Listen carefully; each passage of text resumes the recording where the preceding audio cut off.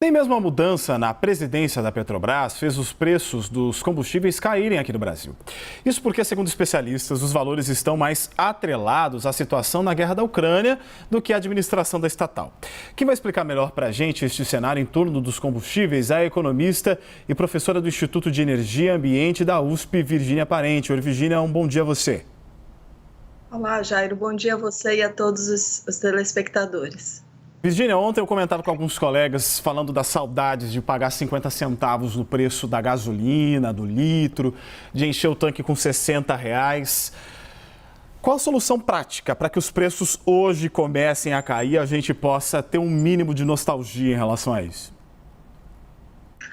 Olha, Jairo, cada vez mais a gente vê os combustíveis como uma commodity mundial, não é? O petróleo é um bem transacionado no mundo e a Petrobras é uma empresa.com, ela não é só do governo, ela é do governo e de vários outros acionistas. E como o general Silvio Luna acabou de falar na reportagem, existem regras de governança. Então não é possível colocar preços baratos de combustível às custas do lucro da empresa. O governo tem qualquer governo que seja e qualquer que venha ocupar, sempre vai ter sentimentos controversos em relação à empresa. Não é? Por um lado, como sócio de uma empresa, o governo ou qualquer outro sócio quer receber a maior quantidade de dividendos, de retorno possível, e com isso fazer benesses para a população. No caso do governo, mais escolas, educação, saúde, segurança, não é? Então, interessa que a empresa seja lucrativa. Por outro lado, esse sócio majoritário governo, ele tem eleitores e ele deseja ficar bem na foto com esses eleitores e nós todos estamos sentindo no bolso combustíveis muito caros. Mas, assim, a Petrobras, além de não ser autossuficiente, se ela cobrar petróleo na Bacia das Almas, baratinho, ela não vai ter dinheiro para continuar prospectando.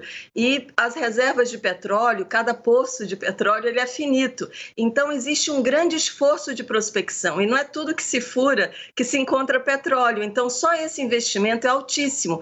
Então, assim, é trocar o curtíssimo prazo pelo longo prazo, é talvez matar a empresa, deixar ela endividada, como a gente já viu no passado. Não interessa uma empresa que tem uma sequência de prejuízos, que nenhum banco quer emprestar, que ela tem poucos recursos para prospectar, além disso, ela é vista como uma empresa arriscada. Então, é preciso haver um equilíbrio, preços realistas, e com preços realistas, de alguma forma, a gente se comporta. Então, cada um de nós vai consumir menos quando alguma coisa está cara. E isso faz com que a gente não gaste tanto e que sobre um pouco mais. Dá para entender de forma inevitável o que a gente está vendo hoje como reflexo de prejuízos como o de 2015, na casa de 34 bilhões de reais, e da manutenção de forma artificial dos preços? Ou seja, o reflexo do passado está custando caro no presente?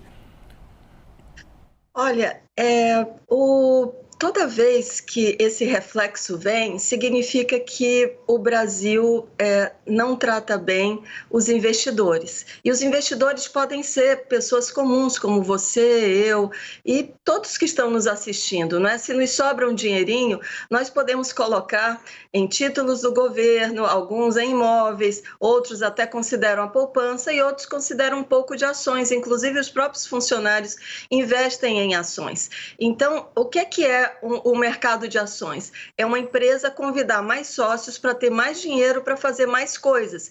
E, no caso, a Petrobras precisou fazer mais coisas, né? Prospectar bem mais,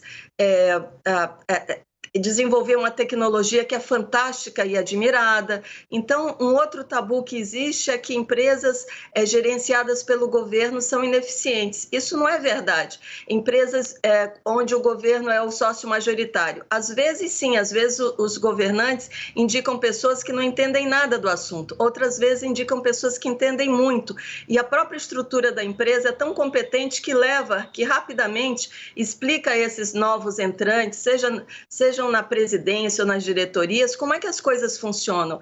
Então, a empresa tem regras, tem maneiras de funcionar e tem admiração internacional por conseguir prospectar petróleo em águas profundas.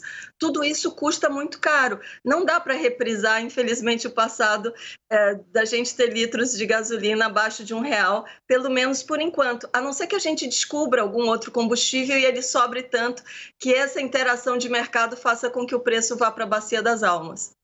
Estamos torcendo para isso, mas enquanto isso não acontece, agora a gente vai ao Rio de Janeiro conversar com ela, que é vizinha da Petrobras, está ali do ladinho, né, do prédio da CNN, a Jaqueline Frison, que tem uma pergunta para a professora, por favor.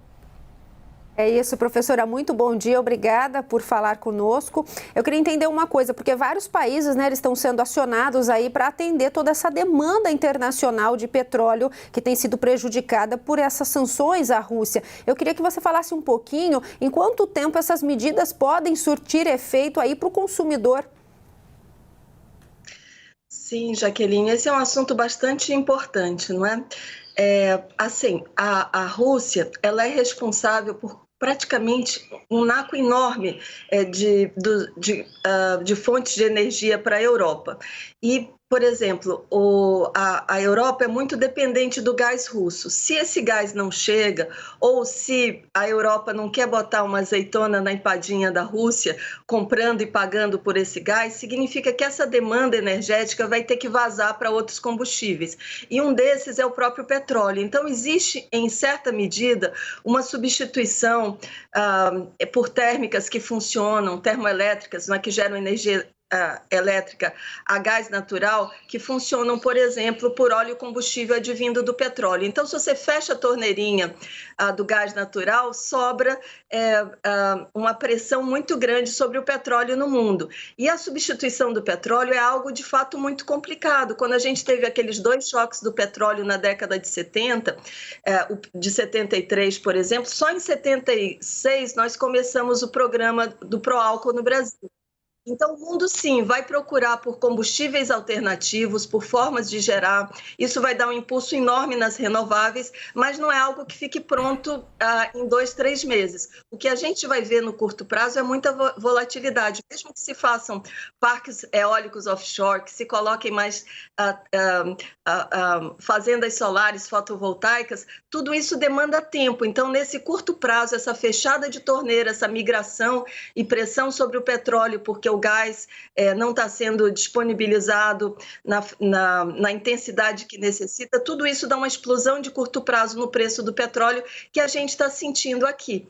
E não dá para dizer que o Brasil está fora dessa cadeia, não é? A gente não pode importar, e nós não somos completamente autossuficientes, não podemos importar uma parte de petróleo caro e vender barato. Nós já vimos esse filme antes e colocamos a Petrobras de joelhos. Então, não é por aí, é necessário haver um equilíbrio nessa história e a solução, como o Jairo havia falado, passa, por exemplo, por um fundo de estabilidade para evitar essa volatilidade tão forte, mas a tendência, ela é uma tendência complicada de preços relativamente altos enquanto essa guerra durar. Sim, infelizmente não tem almoço grátis. Nós conversamos com a economista e professora do Instituto de Energia e Ambiente da USP, Virgínia Parente. Muito obrigado pela sua entrevista. Prazer, Jairo. Prazer, Jaqueline.